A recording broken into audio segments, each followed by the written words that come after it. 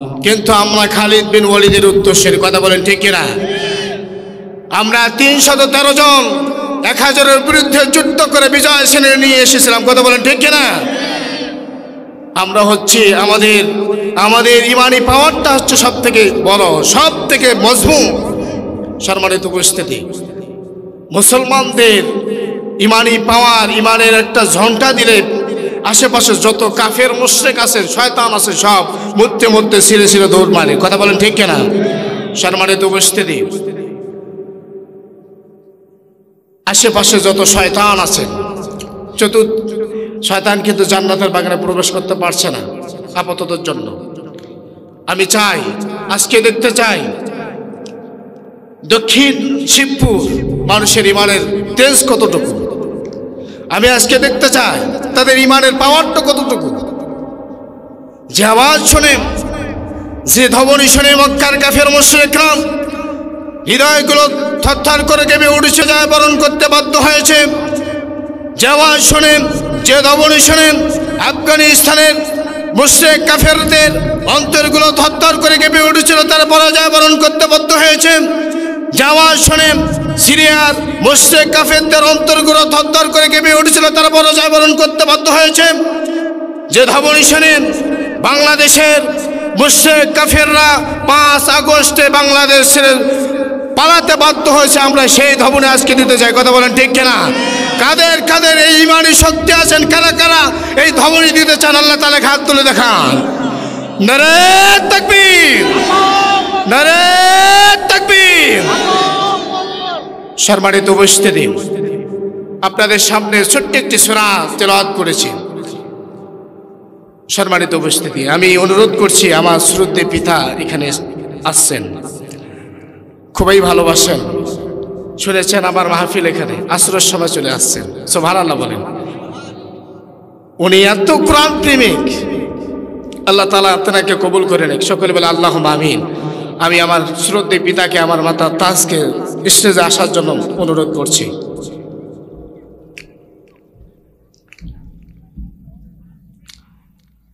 সম্মানিত উপস্থিতি, আপনাদের সম্মুখে ছোট্ট একটি সূরা তেলাওয়াত করেছি, সূরাতুল লাহাব। আল্লাহ রাব্বুল আলামিন লাহাব সম্পর্কে বলেছেন, তাব্বাত ইয়াদা আবি লাহাবিন ওয়া তাব। ভালো করে শুনেন, এদিকে মনোযোগ দিন। তাব্বাত ধ্বংস হয়ে যাক, ইয়াদা দুহাত আবি লাহাবিন, আবু লাহাবের দুহাত ধ্বংস হয়ে যাক। সুবহানাল্লাহ। আর আস্তে বলেন সুবহানাল্লাহ, জোরে বলেন সুবহানাল্লাহ। আমাদেরকে যেন ঠান্ডা লাগতে না পারে। এ বাবাজি যে চাদর পরে আসে না, একটু পরে ইনশাআল্লাহ এনার চাদর গায়ে থাকবে না, কথা বলেন না কেন? সম্মানিত উপস্থিতি, ঠান্ডা মুসলমানদেরকে লাগতে পারে না কোরআনের মাহফিলে এসে। সম্মানিত উপস্থিতি, আল্লাহ রাব্বুল আলামিন সূরা লাহাব সম্পর্কে বলছেন, লাহাব, আবু লাহাব হচ্ছেন রাসূলুল্লাহ সাল্লাল্লাহু আলাইহি ওয়াসাল্লামের নিজের চাচা। কার চাচা? মুহাম্মদ সাল্লাল্লাহু আলাইহি ওয়াসাল্লামের নিজের চাচা ছিলেন আবু লাহাব। তিনি একসঙ্গে চলাফেরা করেছেন মুহাম্মদ সাল্লাল্লাহু আলাইহি ওয়াসাল্লামের সঙ্গে। কিন্তু আল্লাহ রাব্বুল আলামিন তেনার বিরুদ্ধে আয়াত নাজিল করে দিয়ে, সূরা নাজিল করে দিয়ে তার ধ্বংস অনিবার্যর কথা ঘোষণা করে দিয়েছেন। সুবহানাল্লাহ বলেন। কারণ কি? একটু পরেই আসতেছি। সম্মানিত উপস্থিতি, আবু লাহাব এর আসল নাম হচ্ছেন আব্দুল উজ্জা, মানে হচ্ছেন উজ্জার দাস। পবিত্র কোরআনুল কারীমে আল্লাহ রাব্বুল আলামিন আবু লাহাবের জন্য বলেছেন, আল্লাহ তাআলা তার সৌন্দর্যটা এত বৃদ্ধি করে দিয়েছেন আবু লাহাবের। লাহাব শব্দের অর্থ হচ্ছে আগুনের শিখা। কি শিখা? আগুনের শিখা, লালে মিশানো শিখা। আর আবু লাহাব শব্দের অর্থ হচ্ছে আগুন বরণ মুখ। আল্লাহ রাব্বুল আলামিন আবু লাহাবকে এত সুন্দর করে তৈরি করে দিয়েছেন, এতে মুনাফিক, গাদ্দার সব সময় রাসূলুল্লাহ সাল্লাল্লাহু আলাইহি ওয়াসাল্লামের বিরোধিতা করতেন। যখন আল্লাহ রাব্বুল আলামিন পবিত্র কোরআনুল কারীম নাজিল করলেন, রাসূলুল্লাহ সাল্লাল্লাহু আলাইহি ওয়াসাল্লামকে আদেশ করা হলো, হে আমার দোস্ত, হে আমার নবী, এখন প্রেম গোপনে নয়, প্রেম হবে গোপনে। সুবহানাল্লাহ বলেন। প্রেম গোপনে হবে না, প্রেম হবে এখন গোপনে। রাসূলুল্লাহ সাল্লাল্লাহু আলাইহি ওয়াসাল্লামকে আদেশ করা হলো, হে আল্লাহর নবী, এখন আপনি জনসাধারণের কাছে দাওয়াতগুলো পৌঁছায় দেন। এক আল্লাহ রাব্বুল আলামিনের ইবাদত বন্দেগী করতে হবে, আল্লাহ ছাড়া কারো ইবাদত করা যাবে না, এটা আপনি ছড়ায় দেন। সুবহানাল্লাহ বলেন। রাসূলুল্লাহ সাল্লাল্লাহু আলাইহি ওয়াসাল্লামের কাছে যখন এই আদেশ হলো, পরের দিন সকালবেলা বিশ্বনবী মুহাম্মদ রাসূলুল্লাহ সাল্লাল্লাহু আলাইহি ওয়াসাল্লাম সাফা পাহাড়ের উপরে উঠে এভাবে ডাক দিচ্ছেন, ইয়া সাবাহা, ইয়া সাবাহা, ইয়া সাবাহা, ইয়া সাবাহা। হায় সকালবেলার বিপদ, হায় সকালবেলার বিপদ, হায় সকালবেলার বিপদ।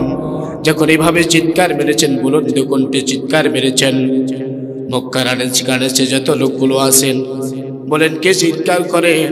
লোকগুলো বলা বলে শুরু করতে লাগলেন, এটা তো আব্দুল্লাহর পুত্র মুহাম্মাদের গলা, এটা তো আব্দুল্লাহর পুত্র মুহাম্মাদের গলা।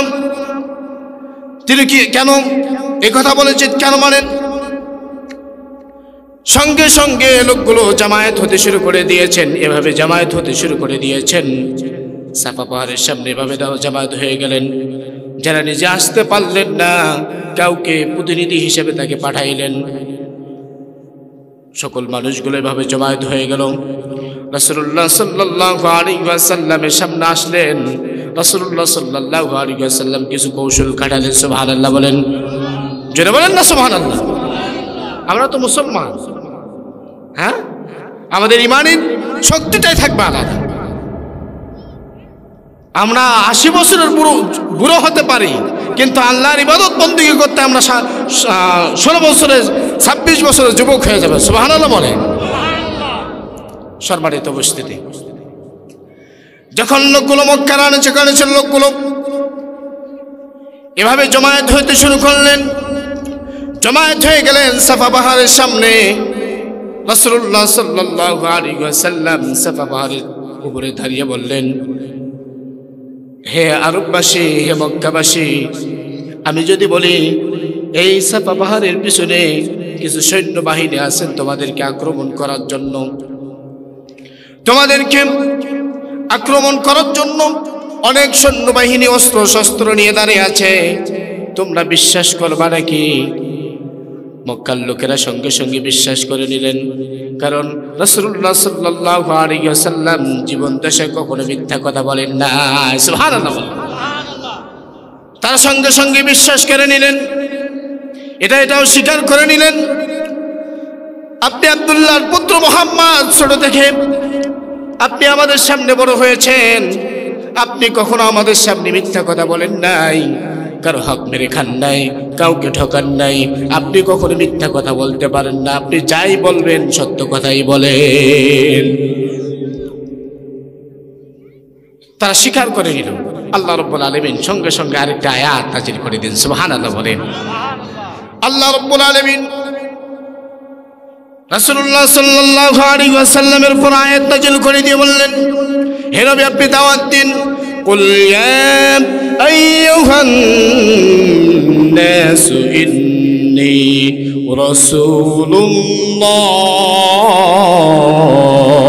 রাসূলুল্লাহ। আর যদি বলেন না আল্লাহু আকবার। হে নবী, আপনি তাদেরকে বলুন, আপনাকে যে আমি রাসূল হিসেবে পাঠিয়েছি, আপনি তাদেরকে এটা বলুন। রাসূলুল্লাহ সাল্লাল্লাহু আলাইহি ওয়াসাল্লাম বললেন যে আমাকে আল্লাহ রাব্বুল আলামিন আপনাদের সামনে রাসূল হিসেবে পাঠিয়েছেন। সুবহানাল্লাহ বলেন। মক্কার লোকেরা সঙ্গে সঙ্গে বিশ্বাস করে নিলেন, আপনি রাসূল হতেই পারেন। সুবহানাল্লাহ বলবেন না? আপনি রাসূল হতেই পারেন, কারণ আপনি কখনো মিথ্যা কথা বলেন নাই, আপনি কারো হক মেরে খান নাই, আপনি কারো এভাবে কাউকে জুলুম করেন না, অত্যাচার করেন না, আপনি রাসূল হতেই পারেন। আল্লাহ রাব্বুল আলামিন আরেকটা আয়াত নাযিল করে দিয়ে বললেন, হে নবী আপনি তাদেরকে দাওয়াত দিন, লা ইলাহা ইল্লাল্লাহু মুহাম্মাদুর রাসূলুল্লাহ। আপনি বলুন আল্লাহ ছাড়া কোনো ইলাহ নাই, মুহাম্মদ সাল্লাল্লাহু আলাইহি ওয়াসাল্লাম আল্লাহ তাআলা বান্দা এবং রাসূল, ওয়াহদাহু লা শারীকা লাহু, এবং আল্লাহ ছাড়া কারো ইবাদত করা যাবে না। যখনই এই কথা বলেছেন রাসূলুল্লাহ সাল্লাল্লাহু আলাইহি ওয়াসাল্লাম, মক্কার লোকেরা মানতে নারাজ,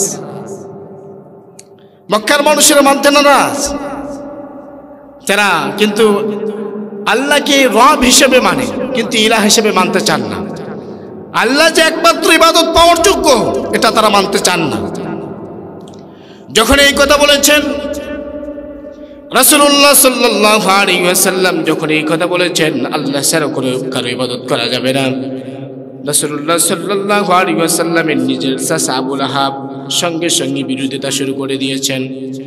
বলছেন, তাব্বা আলাকা ইয়া মুহাম্মদ, তাব্বা আলাকা ইয়া মুহাম্মদ আলিহাযা জামাআতানা, তাব্বা আলাকা ইয়া মুহাম্মদ আলিহাযা জামাআতানা। হে মুহাম্মদ তোমার ধ্বংস হোক, নাউজুবিল্লাহ বলেন। আবু লাহাব রাসূলুল্লাহ সাল্লাল্লাহু আলাইহি ওয়াসাল্লামের বিরুদ্ধে এভাবে বললেন, তোমার ধ্বংস হোক। কোন কোন তাফসীরবিদরা বলেছেন আবু লাহাব কি করেছেন, নিচ থেকে এভাবে একটি পাথর কুড়িয়েছেন রাসূলুল্লাহ সাল্লাল্লাহু আলাইহি ওয়াসাল্লামকে ঢিল মারার জন্য, নাউজুবিল্লাহ বলেন।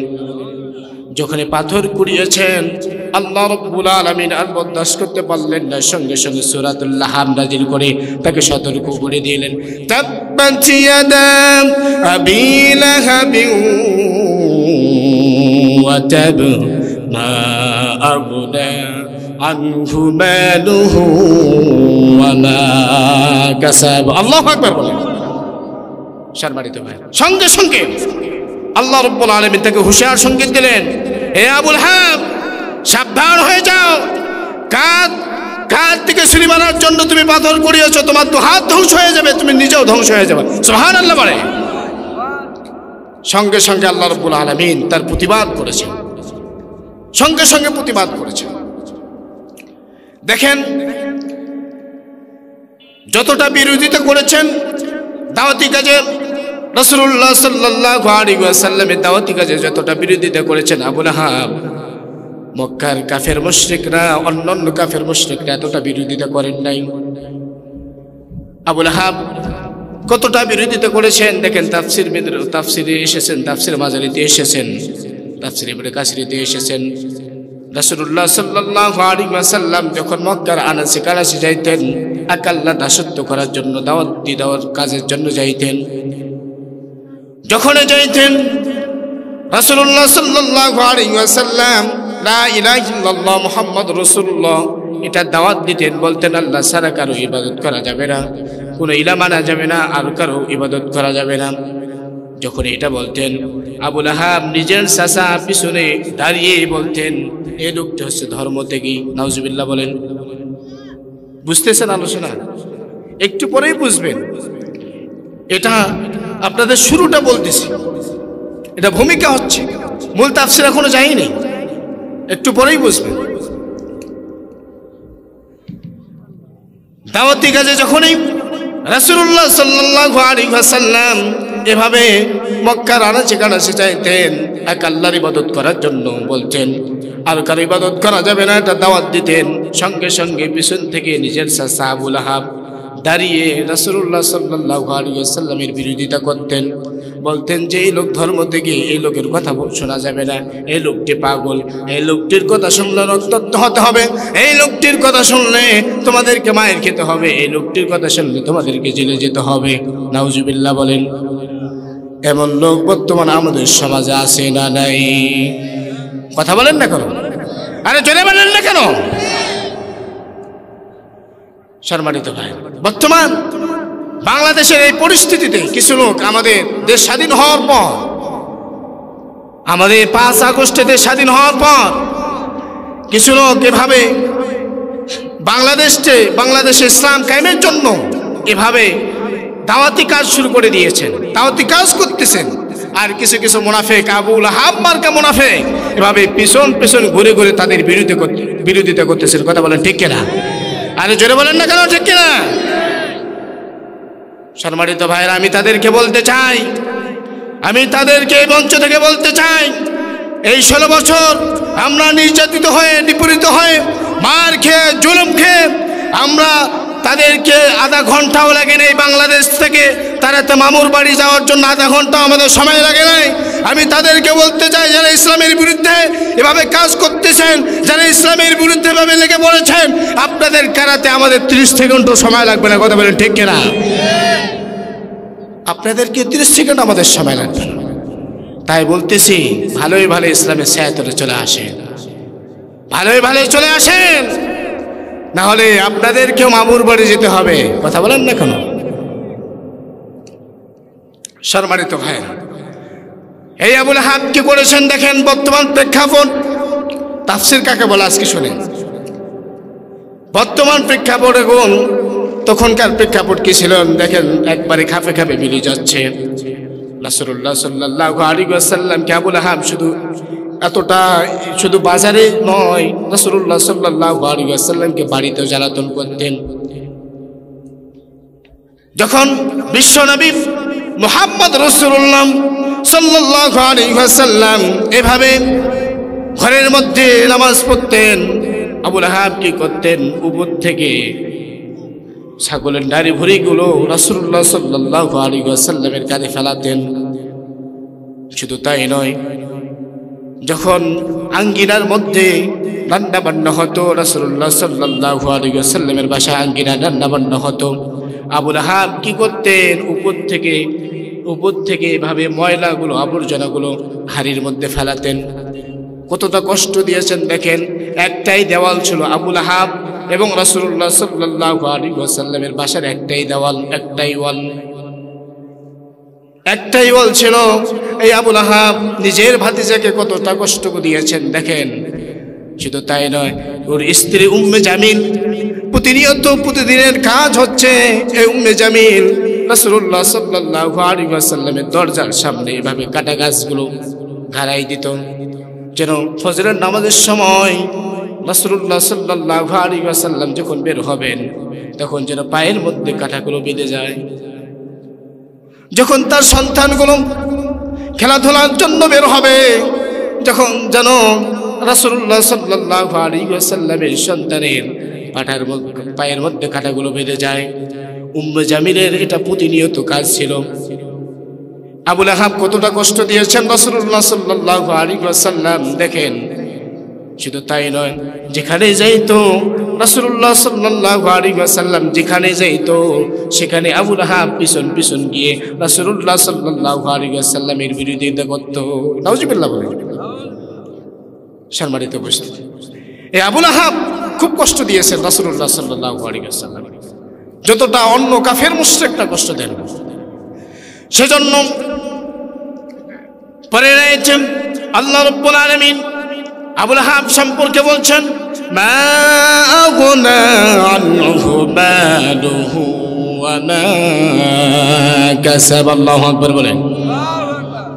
সম্মানিত উপস্থিতি, আমরা সংখ্যায় কম হলেও আমাদেরকে সাউন্ড দিতে হবে। আমি পিছনের ভাইদেরকে বলতেছি, আপনারা একটু আগে বসেন, শয়তানকে জায়গা দিবেন না, একটু চেপে চেপে বসেন, চেপে চেপে বসেন।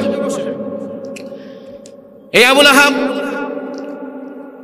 ইসলামের বিরুদ্ধে তার সর্বশক্তি দিয়ে ইসলামের বিরুদ্ধে কাজ করেছেন এবং তার যত ধন সম্পদ ছিল ইসলামের বিরুদ্ধে কাজে লাগিয়েছেন। সেজন্য আল্লাহ রাব্বুল আলামিন বলছেন, মা আগনা আনহু মালুহু ওয়া মা কাসাব।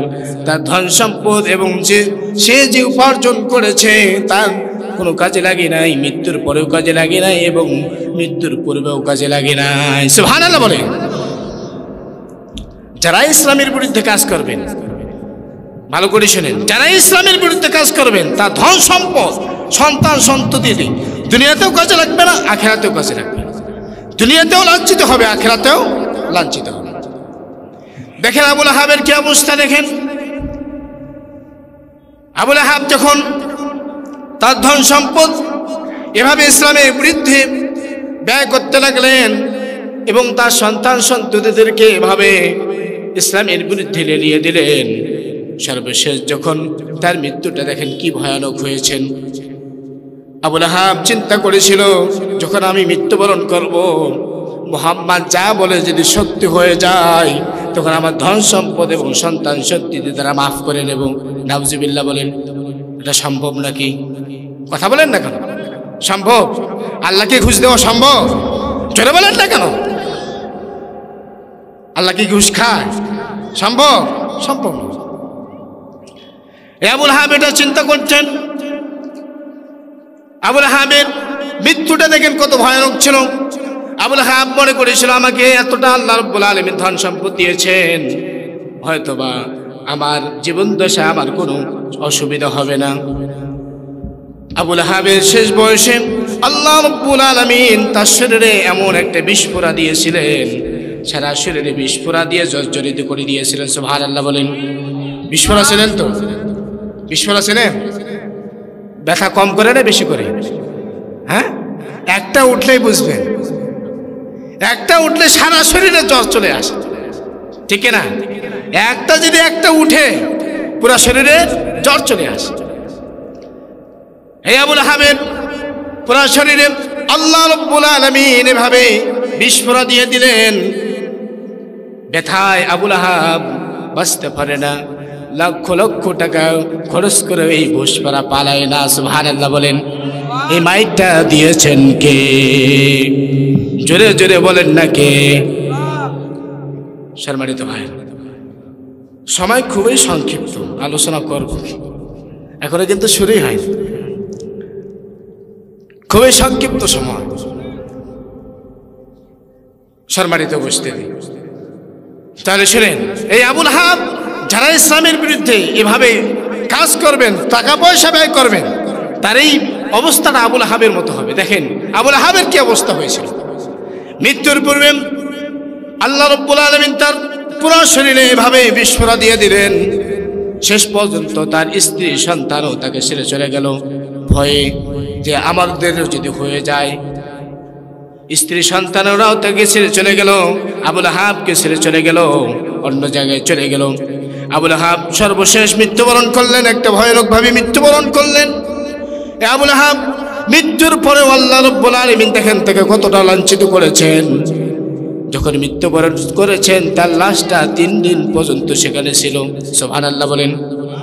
আরো জোরে বলেন না সুবহানাল্লাহ। মৃত্যুর পরেও তার লাশটা যে দাফন করবে এমন লোক খুঁজে পাওয়া যাচ্ছে না, তার স্ত্রীও আসে না, সন্তানও আসে না। দেখেন আবু লাহাবের জানাজাটা পড়াবে এমন কোন লোক খুঁজে পাওয়া যাচ্ছে না। এমন অবস্থা তার সন্তানরাও আসে না, স্ত্রীরাও আসে না তাকে দেখার জন্য। 3 দিন পর্যন্ত তার লাশটা ভেবে পড়েছিল। তার লাশটা পড়ে থাকা অবস্থায় এই লাশটা থেকে এভাবে দুর্গন্ধ বের হচ্ছিল। তখন এলাকার মানুষেরা তার ছেলেদেরকে ধিক্কার দিতে লাগলেন, তোমাদেরকে তোমার পিতা কত ধন সম্পদ রেখে গিয়েছেন, আজকে মৃত্যুর পরেও তোমরা তাকে দাফন করতেছে না, ব্যাপার কি? মৃত্যুর পরেও তাকে দাফন করা হচ্ছে না। এভাবে রাসূলুল্লাহ সাল্লাল্লাহু আলাইহি ওয়াসাল্লাম যখন এভাবে আবু লাহাব এভাবে যখন মৃত্যুবরণ করেছেন, তার ছেলেরা দাফন করতে আসে না। সর্বশেষ তার ছেলেরা কি করলেন? 3 জন হাবশিকে ভাড়া করলেন। 3 জন হাবশিকে ভাড়া করে তার দাফনের ব্যবস্থা করলেন। তার দাফনটাও হলো না, গোসলটাও হলো না। দেখেন যারা ইসলামের বিরুদ্ধে কাজ করেন তার মৃত্যুটা কত ভয়ানক হয়ে যায়, কতটা ভয়ানক মৃত্যু হয়। শেষ পর্যন্ত তার দাফনটা করবেন, জানাজাটা করবেন, এমন লোক খুঁজে পাওয়া যাচ্ছে না। এভাবে হাবশিদেরকে 3 জনকে ভাড়া করলেন। ভাড়া করার পরে হাবশিগুলো কি করেছেন? তাফসীরবিদরা বলেছেন এই হাবশিরা বিশাল বড় একটা গর্ত খুঁড়েছেন। গর্ত খুঁড়েছেন বিশাল বড় গর্ত করে এভাবে পাশ দিয়ে ঘুরতে ঘুরতে তাকে গর্তের মধ্যে ফেলে দিয়েছেন। সুবহানাল্লাহ বলেন, জোরে বলেন না সুবহানাল্লাহ।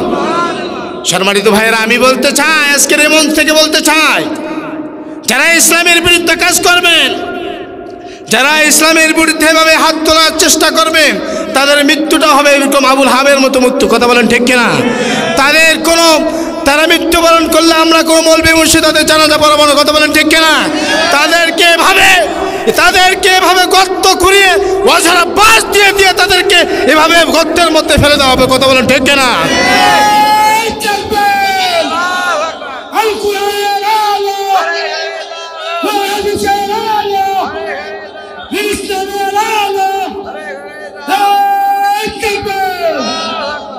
সম্মানিত উপস্থিতি, আর আলোচনা বাড়াচ্ছে শুধু দুনয়ন এমন দরদি পেতে কাঁদে মন নখ।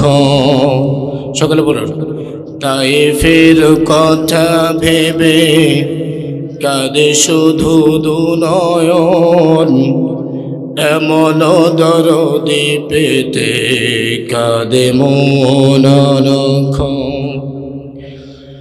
তোমারি পথে চলে কত প্রাণ ঝরে যায়, কাঁদি আমি আজ শুধু হারানোর বেদনা। ঠিক না? তোমারি পথে চলে কত প্রাণ ঝরে যায়, কাঁদি আমি আজ শুধু হারানোর বেদনা। তবু জানি খুন রাঙা এই পথটায়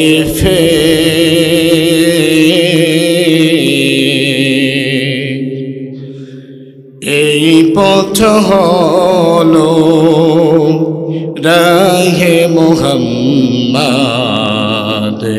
হৃদয়ে মুহাম্মদ, চেতনায় মুহাম্মদ, জীবনে মুহাম্মদ, মরণে মুহাম্মদ, হৃদয়ে মুহাম্মদ।